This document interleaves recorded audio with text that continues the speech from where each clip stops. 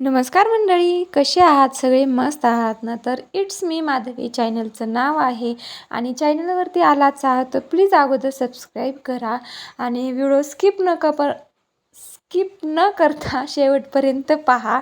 तर काय ना, आज आहे 7 जुलै आणि आज जरा थोडासा पाऊस उघडला आहे. म्हणजे पाऊस जास्त काही येत नाही. आज थोडा शांत पाऊस झालेला आहे. म्हणजे अधूनमधून भुरभूर येत राहिलेले आणि मध्येच ऊनही पडलेलं होतं थोडंसं. आज म्हणजे दिवसभर तर पाऊस नव्हता, कारण सकाळचे वाजलेले होते, हे 12 वाजलेले होते म्हणजे दुपारचे. थोडा काही जास्त पाऊस नव्हता. तर हळूहळू कमी होत चाललेला आहे पाऊस. होईल कमी. आणि कसं असतं ना, तर कोणतीच गोष्ट कायमची राहत नाही. ती म्हणजे कोणतीच गोष्ट कायमची राहत नसते. तर आता दुपारचे 12 वाजलेले आहेत. माझे कामं वगैरे सगळे आवरून झालेली होती आणि इथं मुलांचं चाललं आहे आता टाईमपास.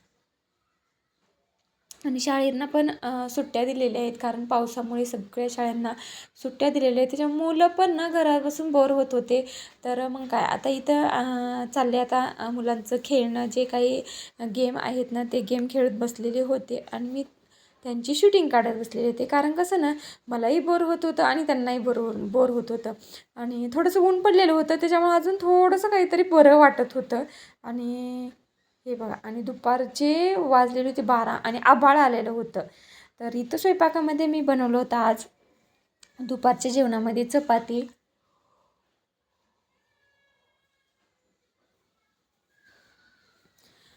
चपात्या बनवल्या होत्या, मस्त गरमागरम चपाती बनवलेली होती. भात लावला होता कुकरला. आणि आज अजून परत कढी बनवलेली होती मी.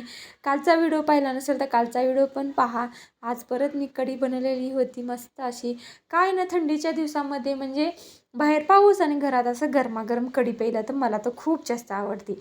आणि मस्त असं हे भरून कारलं बनवलेलं होतं मी. आणि काय नाही, इतकं छान कारलं झालं होतं ना, अजिबात कडू लागलं नव्हतं ना, काय नव्हतं. असं वाटत होतं की कारलं नाही आहेच ते. तर माझ्या मुलांनी देखील खाल्लं, स्वराजने देखील हे कारलं खाल्लं. आणि मग जेवणाच्या टायमिंगला मी काय केलं, चपात्या केल्या आणि जेवायचं होतं लगेच म्हणून गरम केलं कारलं तव्यावरती. थोडंसं तेल टाकलं अजून, कारण ते फ्राय झालेलं होतं आणि त्याच्यामुळे उगं थोडंसं नॉर्मल मी गरम करून लगेच जेवायला घेणार होते. आणि इथं होते हे डाळिंब, जे आमच्या समोर झाड आहे डाळिंबाचं, त्या डाळिंब तोडलं होतं. म्हणलं चला आता टाईमपास म्हणून थोडंसं आपण डाळिंब खाऊन घेऊया. तर दुपारची जेवणं वगैरे झाले, आराम केला. आता संध्याकाळचे 7 वाजलेले. दिवाबत्ती केली मी संध्याकाळची, देवांना नमस्कार केला, जे काही श्लोक होते ते श्लोक म्हणले आणि स्वामींना नमस्कार करून स्वयंपाकाच्या तयारी लागले. हे बघा, संध्याकाळचे 7 वाजलेले होते. आता संध्याकाळच्या स्वयंपाकाची तयारी चाललेली आहे. तर कसा वाटला तुम्हाला आजचा हा छोटासा ब्लॉग? आवडला असेल तर नक्कीच लाईक करा.